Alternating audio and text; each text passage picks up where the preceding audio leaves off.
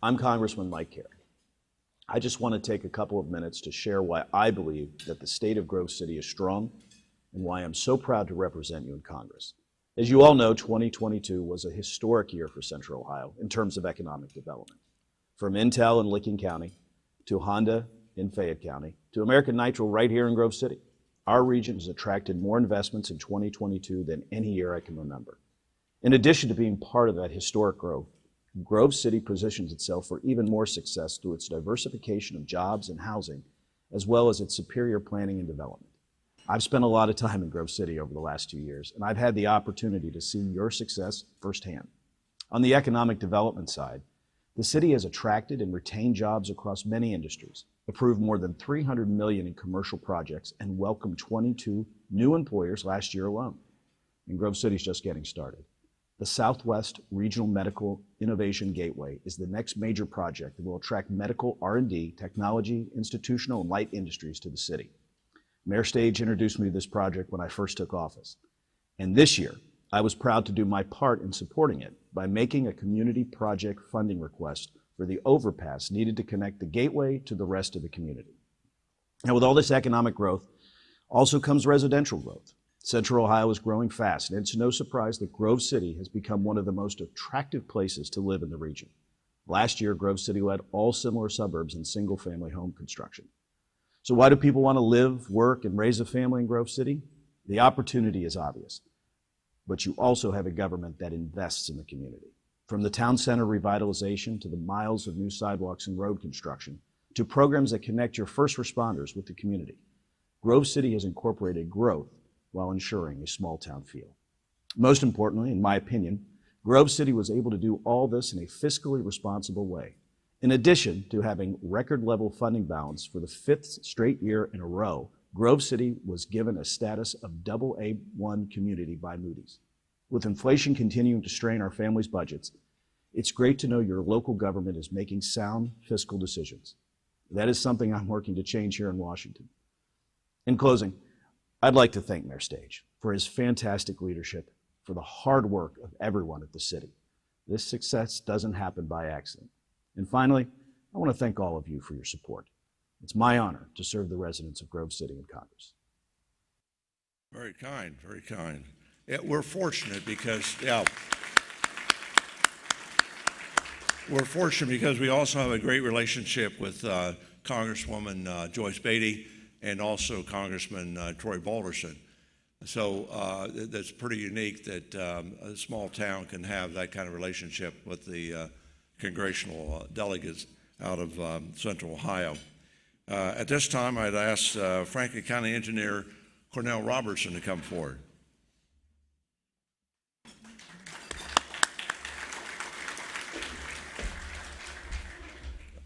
Thank you, Mayor. Now, always tell us about what the statement about roads that you always make. Roads and bridges, roads and bridges, roads and bridges. Is that the one I hope? That's it. Okay, That's good. Woo! I hadn't planned on that one, but it is a favorite of mine. Good morning, Grove City, Franklin County, Ohio. Good morning. Happy Flag Day and happy State of the City Day. Again, my name is Cornell Robertson, honored to serve as your Franklin County Engineer and County Surveyor. The mission of the Franklin County Engineer's Office is to provide for safe and efficient movement of people and goods from place to place by designing, building, and maintaining Franklin County's roads, bridges, and infrastructure for multiple modes of transportation. We are an agency of action, innovation, and collaboration. And it's that element of collaboration that brings me here today. I stand before you in a spirit of appreciation with an attitude of gratitude to Mayor Stage, Grove City Council, Grove City staff, and constituents. In particular, Mayor Stage and City Council have been excellent partners of the Franklin County Engineer's Office during my tenure as the county engineer. And as such, I have a proclamation that I would like to issue, if that's okay. In particular, this proclamation is for Boer Road Improvement and Roundabout Project. The Franklin County Engineer celebrates a strong collaboration and spirit of reciprocity with Mayor Stage and the City of Grove City. The mayor's enduring enthusiasm, his ability to foresee the need to revitalize aging infrastructure while maintaining the city's hometown feel, and his willingness to continually partner has not only resulted in the betterment of his vibrant community, but has also inspired residents to embrace their city. This endeavor has vastly improved the corridor for both motorists and pedestrians. And I want to recognize Mayor Stage and the City of Grove City for their willingness to collaborate and thank them for their hard work. I, Cornell Robertson, Franklin County Engineer, with this proclamation of appreciation, proudly recognize Mayor Stage and the City of Grove City for leading the way, solving problems, improving connectivity, promoting active transportation, and helping with issues such as mobility. I look forward to celebrating many more years of collaboration. Thank you, Mayor. Thank you. Appreciate it. Very nice. And then we have our friends from Jackson Township. This is one of the projects, when you talk about teamwork and doing things together, that was a combined project with the engineer's office, the township, the city, and it worked. You know, people don't get lost when they go around that roundabout. They just keep.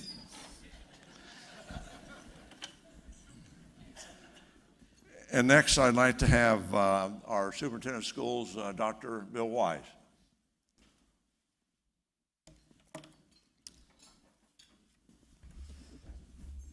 Well, good morning. Thank you, Mayor Stage, and it's a pleasure to be here with all of you this morning. I truly have the most wonderful job in the world, mostly because I've got a phenomenal, courageous Board of Education that's committed to students.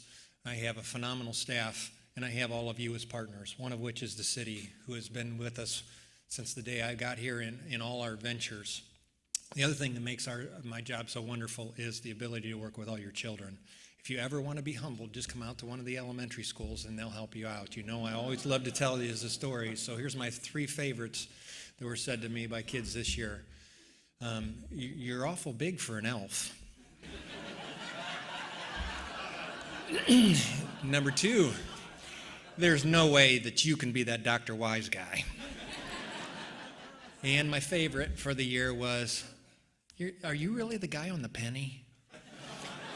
Okay, well, I'm not sure how old I look to our kids, but at the end of the day, it's been a great year. We've had phenomenal things happen. We had Bella Maddox this year, who finished first in the nation in DECA competition. We had, for the first time in over 30 years, a sprinter from Grove City High School, one of the females, make it in 100 meters to the state finals. She was finished 9th. The ROTC unit you saw here today earned award of distinction with academic honors for the 5th year in a row. We had, just going through a couple of those highlights in my mind, our students earned over 1,500 industry recognized credentials, the highest we've ever had in the history of the district.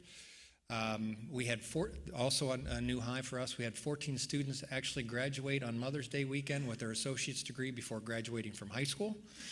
That's the most we've had for that as well. We actually saw an increase of 16% in our students earning, showing that they were college and career ready through the benchmarks.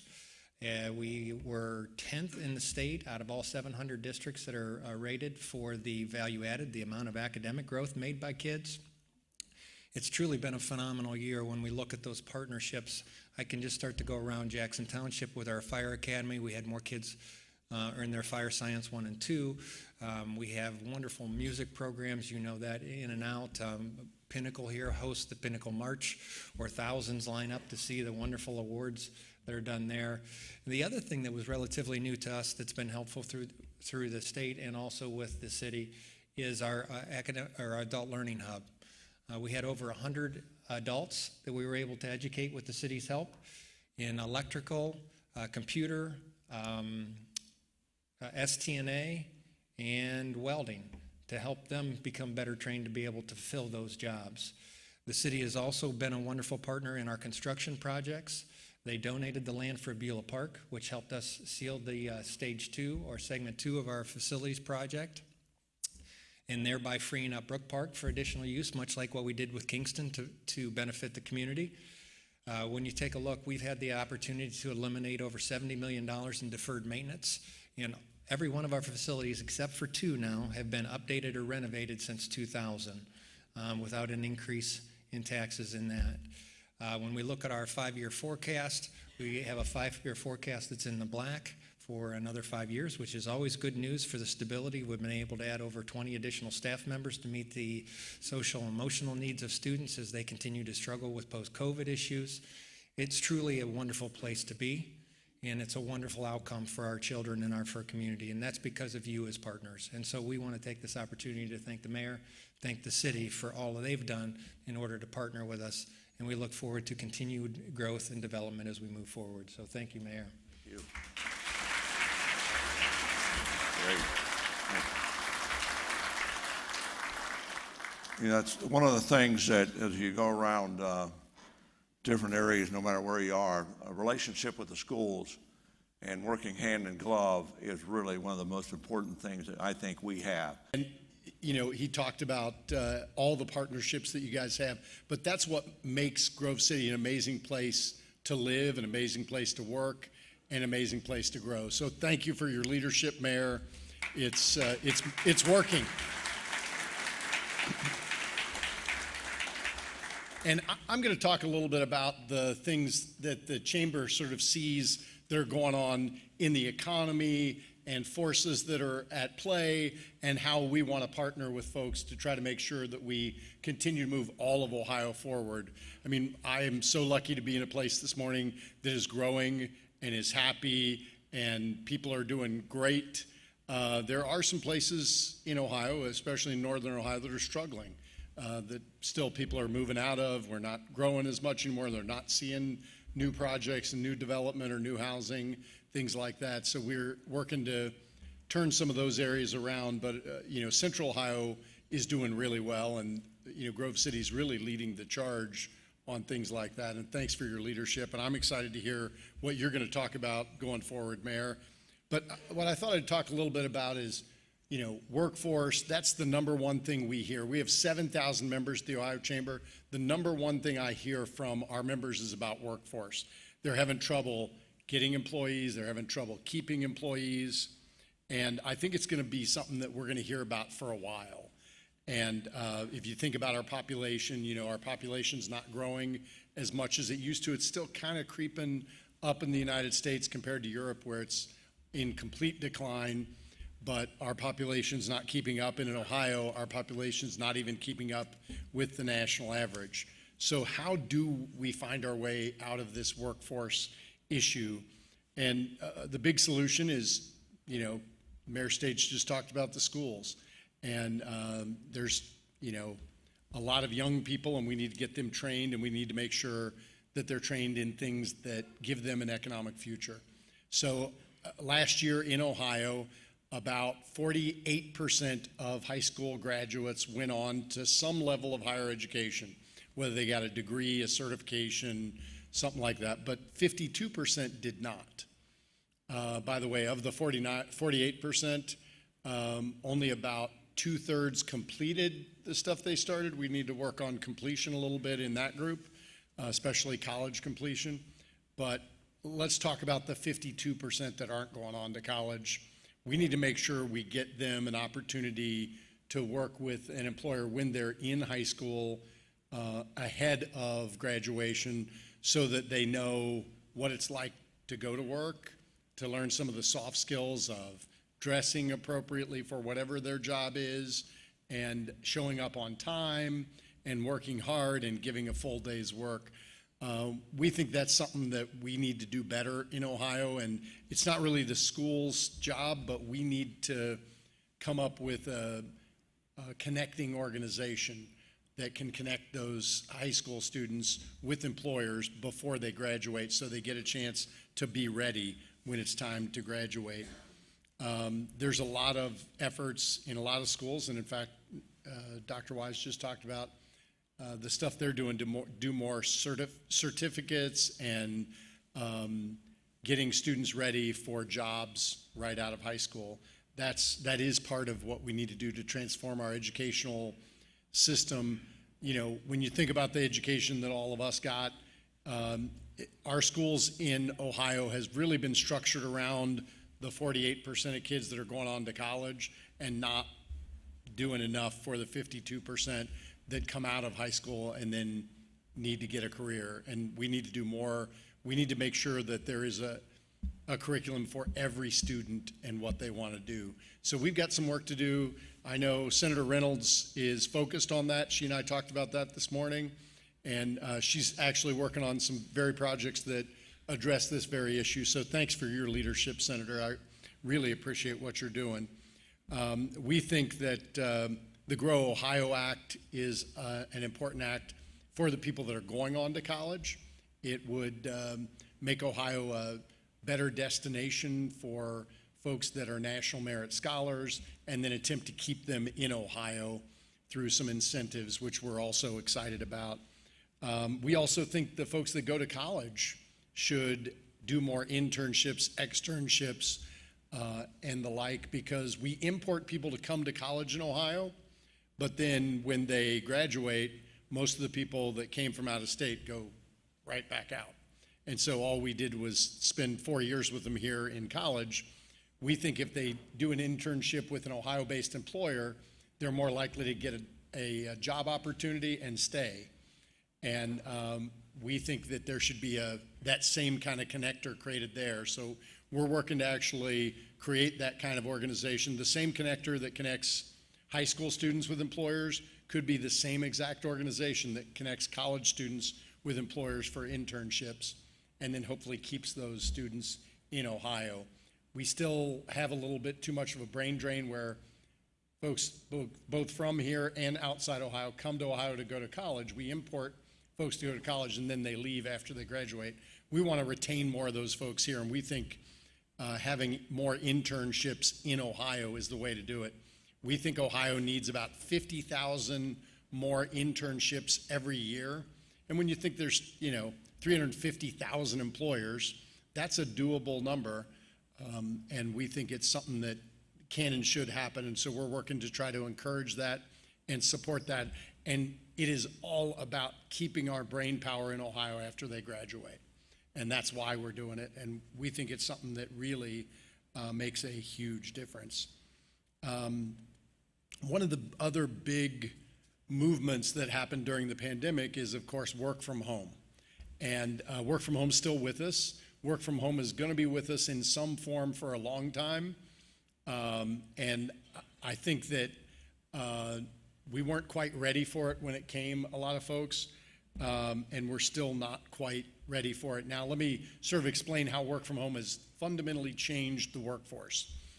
It used to be if you wanted to hire Cornell to come work for your company, he had to live somewhere near where you do what you do. So if you were a California company or a New York company or a Washington, D.C. company, notice I'm talking about all high-cost areas, or a Chicago company, you had to convince Cornell to move near your location to come work for you. Now with work from home, companies from Los Angeles, New York, Chicago, Washington, D.C., other high-cost areas are coming into Ohio. They're paying above the local wage here, but below the wage you'd get in those big cities, and they're basically fishing in our pool, in our pond. And so they're getting folks, which is great for those employees, and it's a good thing. And I think it is a good opportunity for a lot of people, but it does result in folks that weren't competing against Ohio employers are now competing against Ohio employers for talent. And so now it gives Ohio employers a chance to go to West Virginia and Kentucky and all kinds of other places, Indiana, and places where they wouldn't have had access to. So it is a leveling of the playing field. Everybody can sort of go everywhere for employees, but it creates a new challenge for Ohio-based employers that they weren't used to, of competing against folks who can pay a little more for the employees. And so, you know, I don't know that we're going to do anything to change that. The free market is what it is, and, you know, that's it's going to stay that way. But I just want everybody to understand that is one of the impacts of work from home. Now, another impact of work from home, Mayor, that I will mention that you already know is that when people were working in Columbus and living in Grove City, they got all your taxes. When they're working from home, you get all your taxes. So there is, finally, it might make some of our communities wake up and be like Grove City and be open to housing, which I'm okay with, because we have a giant housing shortage in Ohio, and work from home actually means cities get some revenue from housing. So the way our municipal tax code works, and I didn't write it, but I have to live in it, is that you pay your taxes of your income, municipal income tax, where you work, not where you live. And then they all have agreements, and, you know, like Grove City will give credit for taxes you paid in Columbus. And so lots of people that live in Grove City pay zero municipal income tax to the city of Grove City. We do think that we need to figure out how to create some incentive for housing. At the Chamber, we'd love to relook at some things in and around the municipal income tax. And while we want to make sure those cities where people work that have a lot of people are vibrant as well and can pay for police and fire and things like that, we also think that where people live is important too. And we would like to see some of that relitigated at the State House, although that'll be an interesting opportunity and could create an all-out war between cities and suburbs. But I do think that it makes sense that everybody should get some of the municipal taxes. And we think that's something worth talking about at the State House. And we're an honest broker because Ohio businesses don't really care. We just are the ones who pay the tax on behalf of the employee. Well, the employee pays the tax. We administer it on behalf of the employees and pay it to the cities and the suburbs. So, but I do think that's one thing that we've got to figure out how to do is incentivize more housing. We also think that there might be a way to create a whole new fund that cities could access, cities and towns could access, as long as they have, you know, something in their zoning that allows for residential growth, and that they complete a number of projects every year. We think that would be just as good an incentive, even if you don't change the municipal tax. And we've been talking to the Municipal League and the Mayor's Alliance about those kind of things. Those are tough conversations for a lot of those folks to have, but they're willing to engage in those conversations with us.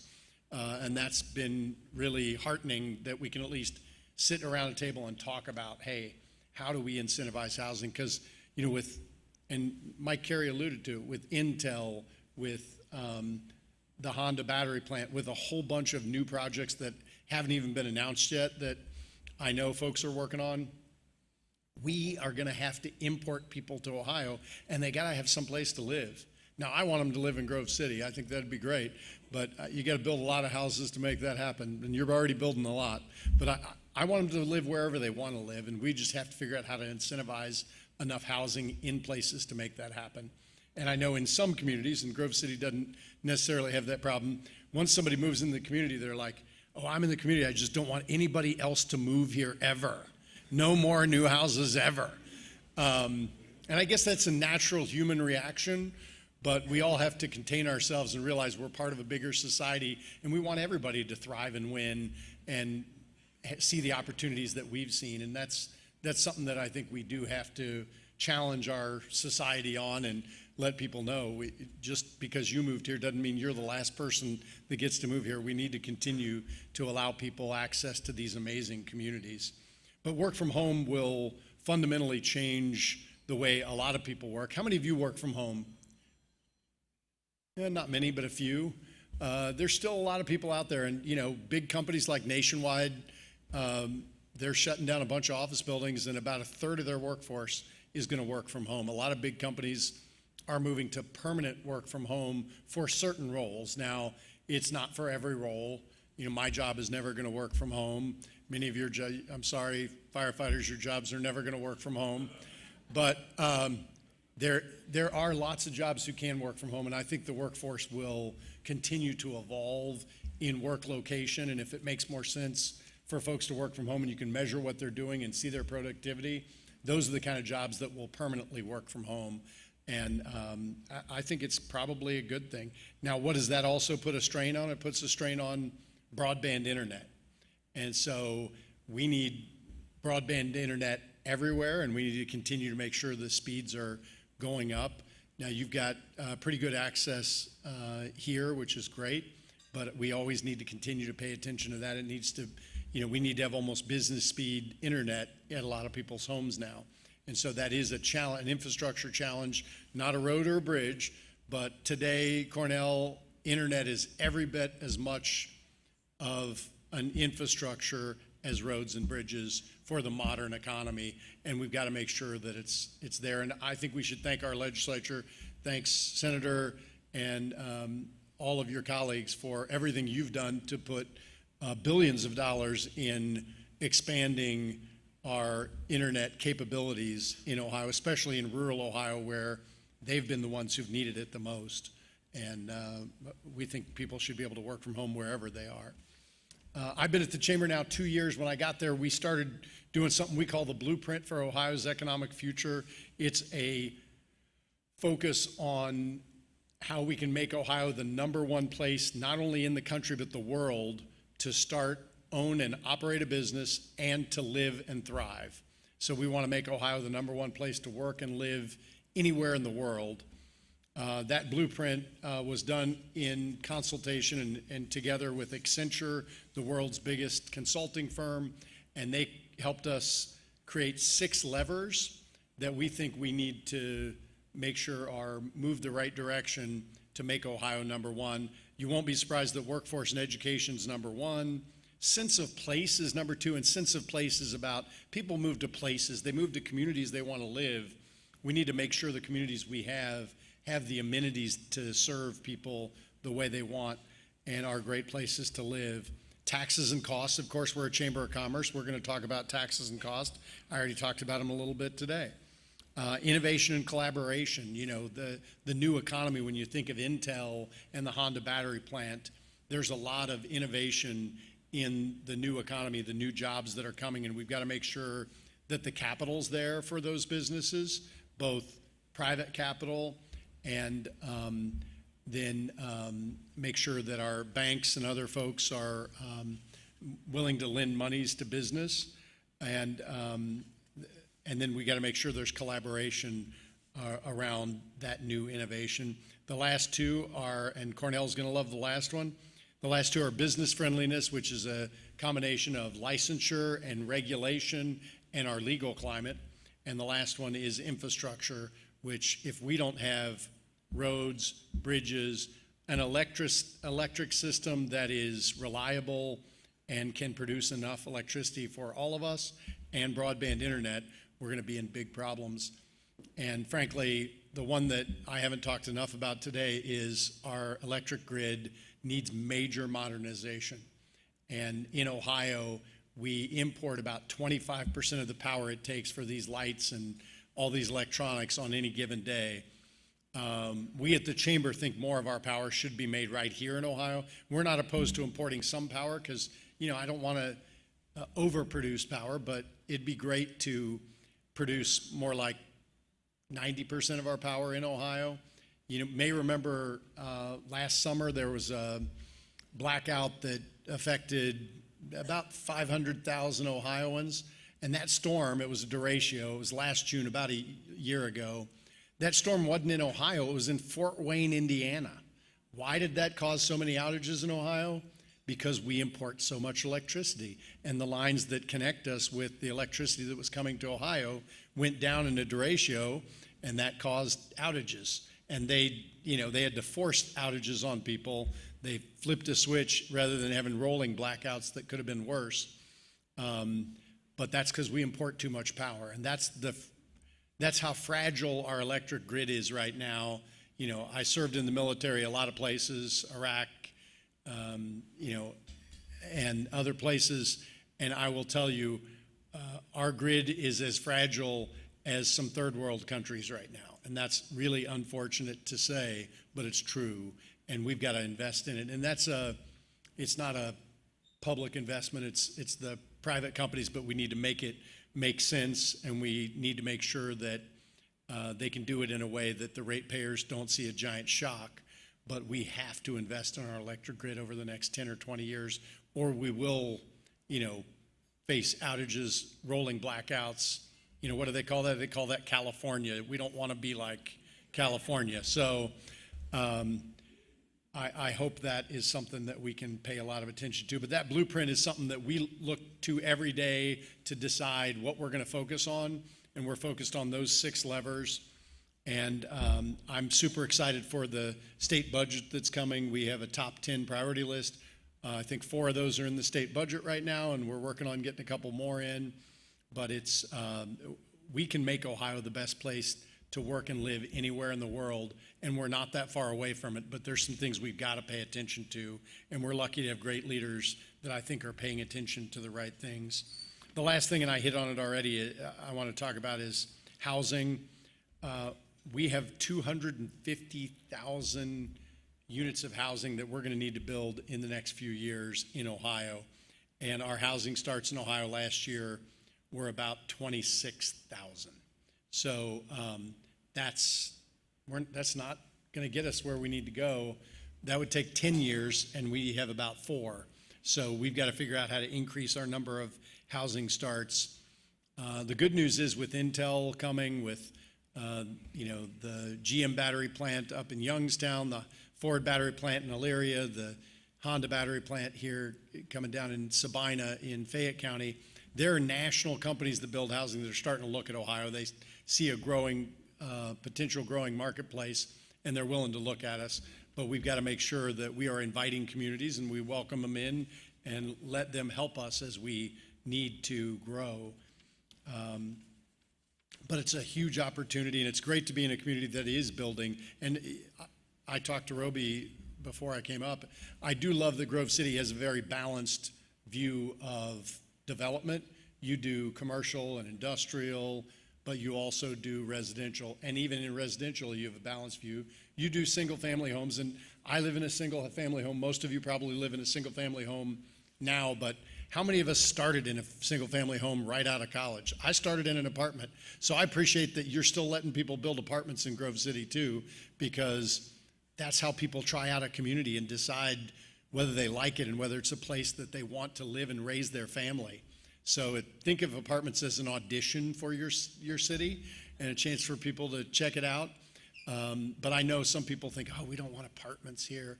But it really, and the younger folks, so as I talk to a lot of millennials, a lot of them don't want to buy a house now. They want to live in an apartment forever. Now, I hope someday they'll figure out that you get equity when you own a home, but that's okay. If they don't want to maintain a yard, I spend my weekends mowing my yard. I understand they don't want to do that stuff, but I do appreciate the balanced view that you have here in Grove City, and it makes a difference, and I hope others can learn from it. I want to leave you on the note that at the Chamber of Commerce, we represent the business community, but we want to work together with partners. And, I can't think of a better partner than somebody like Ike Stage, who collaborates with everybody. And I've talked to Ike at the Mayor's Alliance. I've talked to Ike at the Municipal League.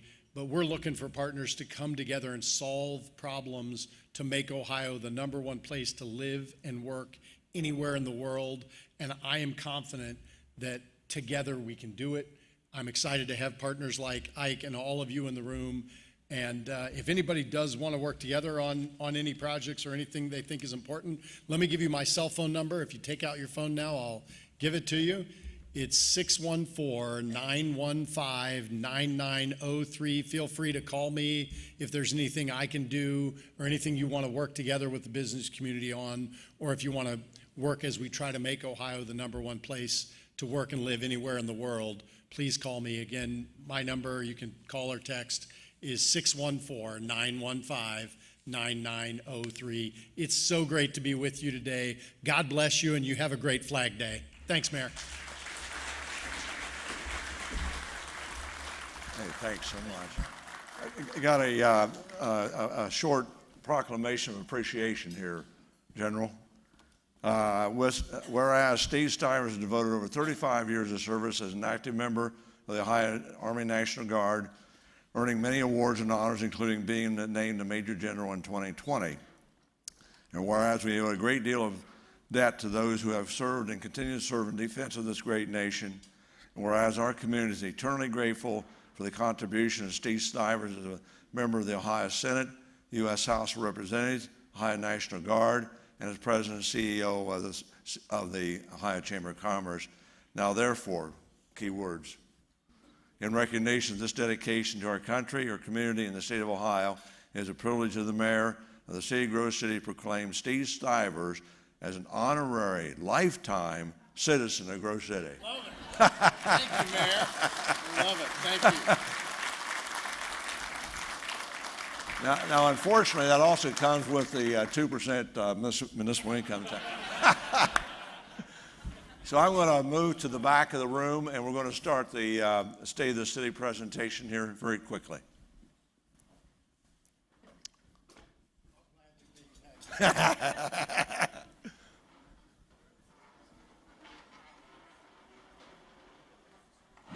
Don't leave.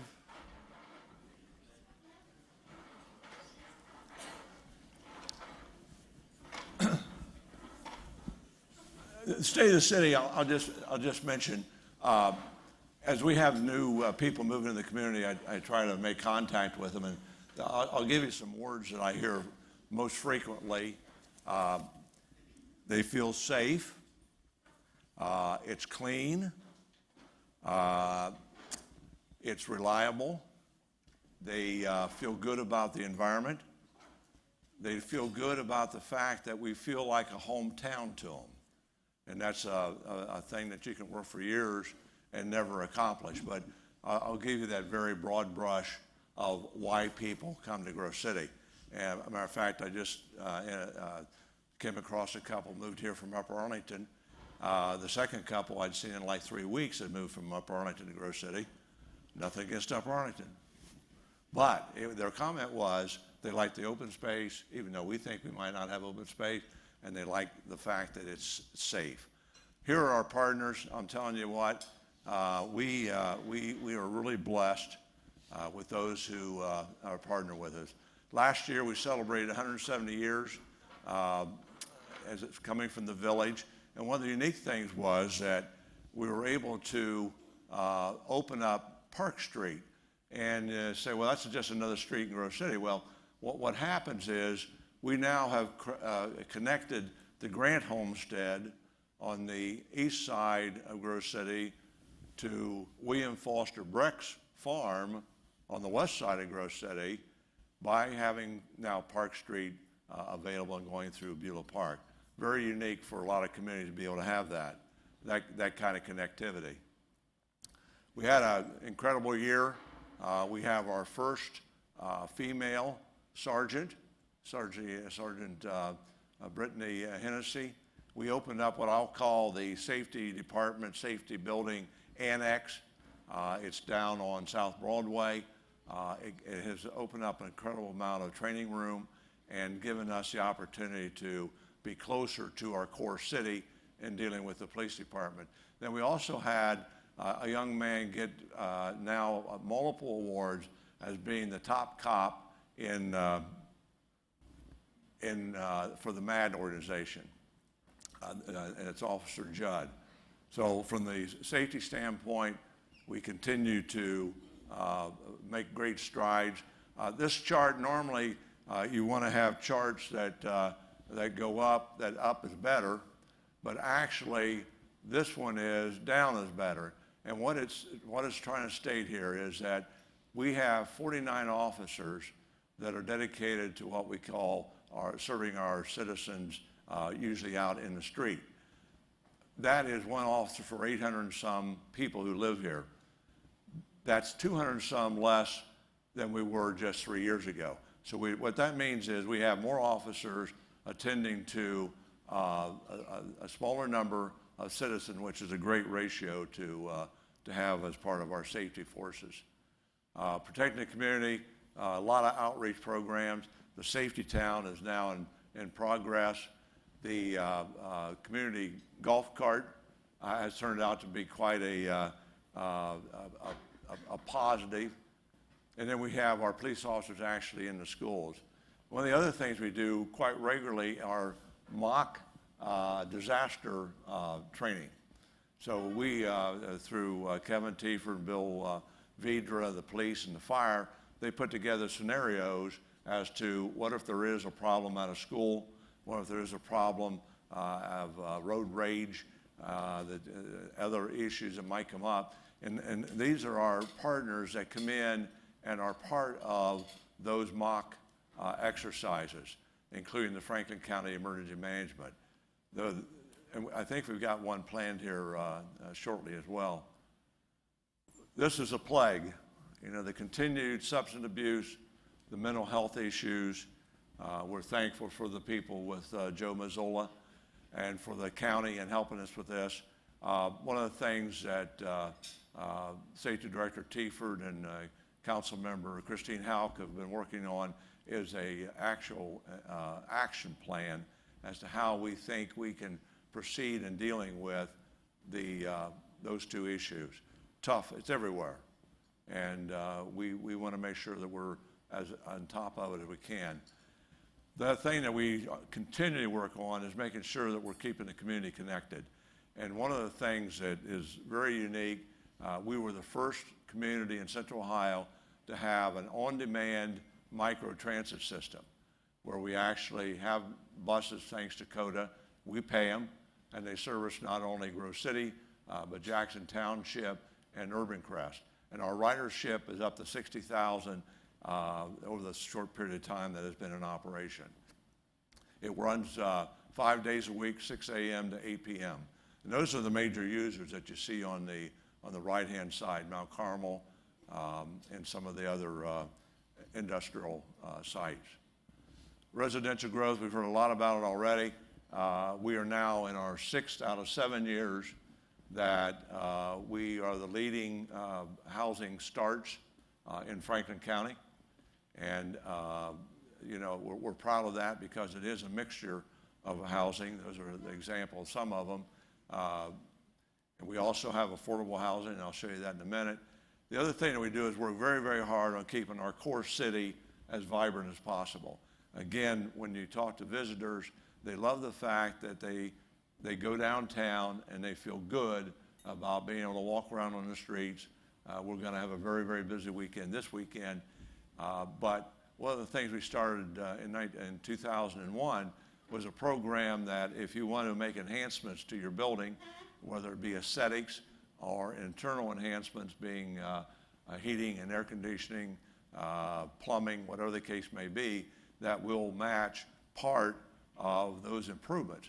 And just in that short period of time, we've invested about $1.6 million.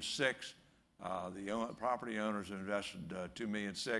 $4,200,000 has been invested in upgrading our core city. Very important. The other thing that, of course, has happened is the Beulah Park addition, thanks to Pat Kelly and his group. The Beulah Park, and I know people still are angry at us, including me sometimes. What'd you do with Beulah Park? Well, we didn't. You know, we don't like to own big pieces of land.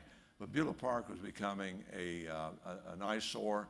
It actually had become dangerous with some of the things that were going on, the barns deteriorating and some of those things. So it's been a godsend to get Beulah Park now into a multi-primary residential area.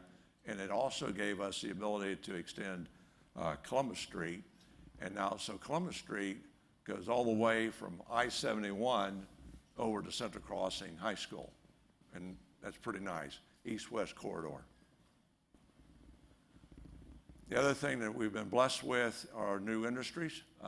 Forge has been another godsend.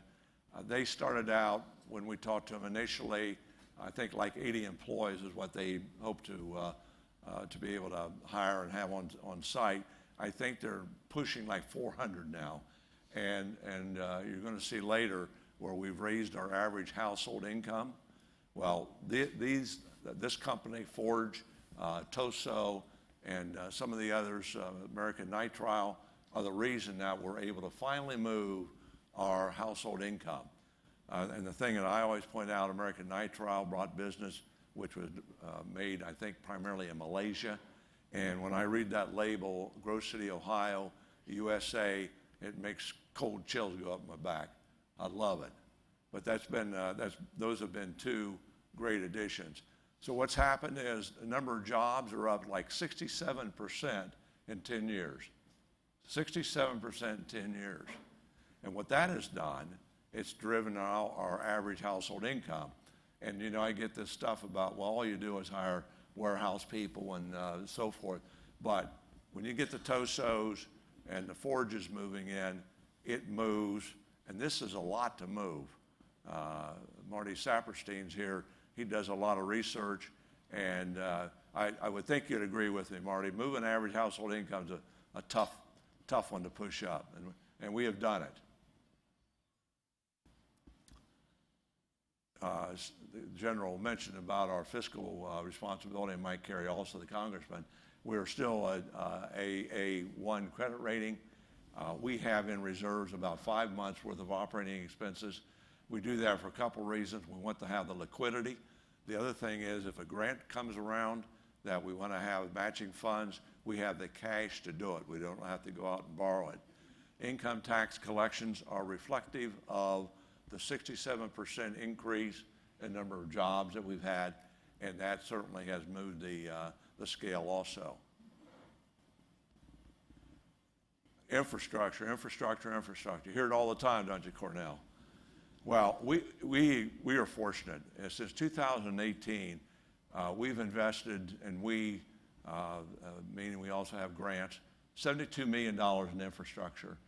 Let me tell you, folks, that's a huge number for a city of 40,000 people. And some of those are ones that are life-changing. The Bora Road reconstruction was one. Demers Road, when it gets done, is going to be a life changer. And we constantly work on State Route 104 and 665 as to how we can make it safer and to make it so that it's acceptable to our citizens. So the other thing, that I know the pictures can't tell it all, but if you go down by Central Crossing High School and look at Holt Road, we recently had that paved. It's a piece of art. I mean, you think, how can you do that with a road? Let me tell you something. You see the stripes on that road, that new pavement, it's a piece of artwork. Right up your line, Cornell. And the other one is Demers Road. When we get that completed with the traffic light, you'll go from Southwest Boulevard all the way over to Wrench Road on Demers Road.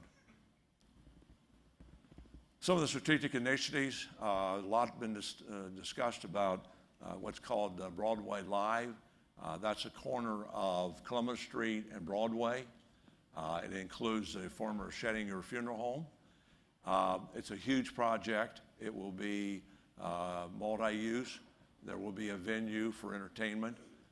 There will be some retail, hopefully a parking garage, some apartments, and a very, very mixed-use situation. But it's going to require both public and private investment.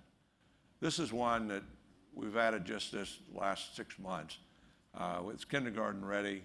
Dr. Wise, the school board, is very familiar with it.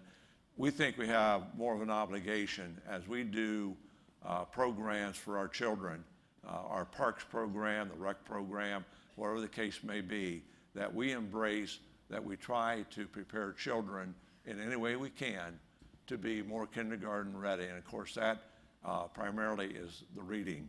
So we were taking that on as an initiative as well. This is a big one. We've talked about it for years. A community center. We are going to have a community center. Where, what it's going to look like, yet to be decided. But we're currently in the engagement process, having focus groups, having public involvement, and it will be big, it'll be expensive, but we think it's time, and we're going to get it done. Other one is connectivity. That's an ongoing one, and if you have not been down to end, and it's very difficult to see, but there's a new bike path that goes from Pinnacle Club Drive into the quarry development, and then eventually go across the street, and you'll be able to connect with the Buckeye Parkway Center. But it is a beautiful, another piece of work of art. The other one is, as Congressman Kerry said, getting a bridge across 71.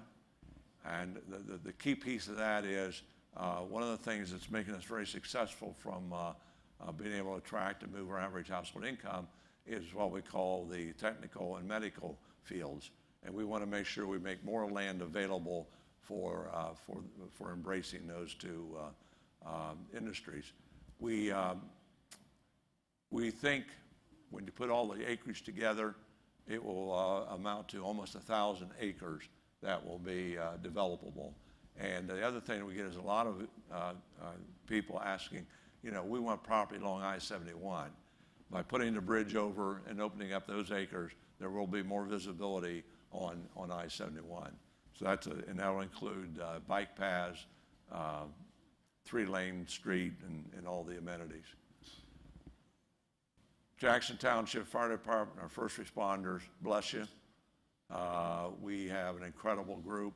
One of the things that we have just recently, a 93% good to outstanding rating for our police department. 93%. That was just done in March. They're chasing you, fire department, chasing you. The fire department's about 95%, and that's a high mark.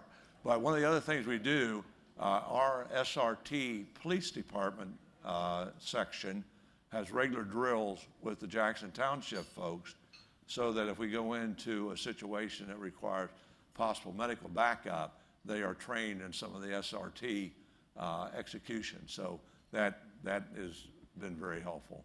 Diversified housing, we try. We have a lot of projects that come our way. The Arrowleaf Apartments, which are up by Stringtown Road, is an affordable housing. We have a number of affordable housing projects that are in place. You know, we got to make the move to have more affordable housing, but we do have a lot of affordable housing in place in some of our different apartment areas. School partnership continues, as Dr. Wise mentioned. Partnering with real estate and capital things are a win-win for the community and win-win for everybody. Destination Growth City, since the last 3 years, I believe, 3 or 4 years, we've added the Hilton, 182 rooms, Fairfield, and the Courtyard, another 200 rooms, and that has moved our hotel-motel tax collections to being the second highest in Franklin County. So we are now, we've beat out Dublin in hotel-motel tax collection. A lot of that, quite frankly, is driven by Burliner. I mean, Burliner fills us up, and tons and tons of people, tons of visitors. Can't do it without our volunteers. There are a lot of you here in the room. Very, very thankful for everything you do, because the city taxpayers can't do it all. We need volunteers. Our public officials, great relationship with city council, and they're the ones that administer the laws. We're the ones that make sure the traffic lights work and the streets are paved and all those kind of things. But it's a great partnership, and we again thank them for all they do. Better together, got to do it together. We've come a long way. Anybody who's been around for a while will recognize that building on the left-hand side.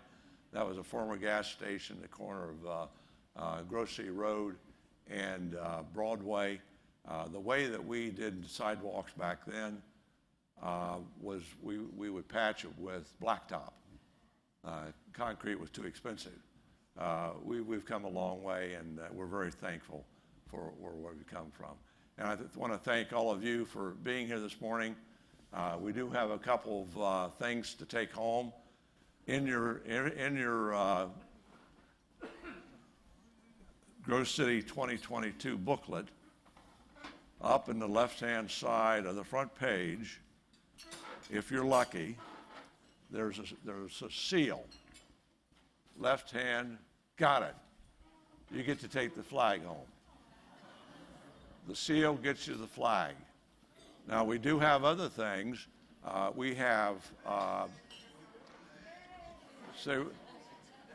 yeah.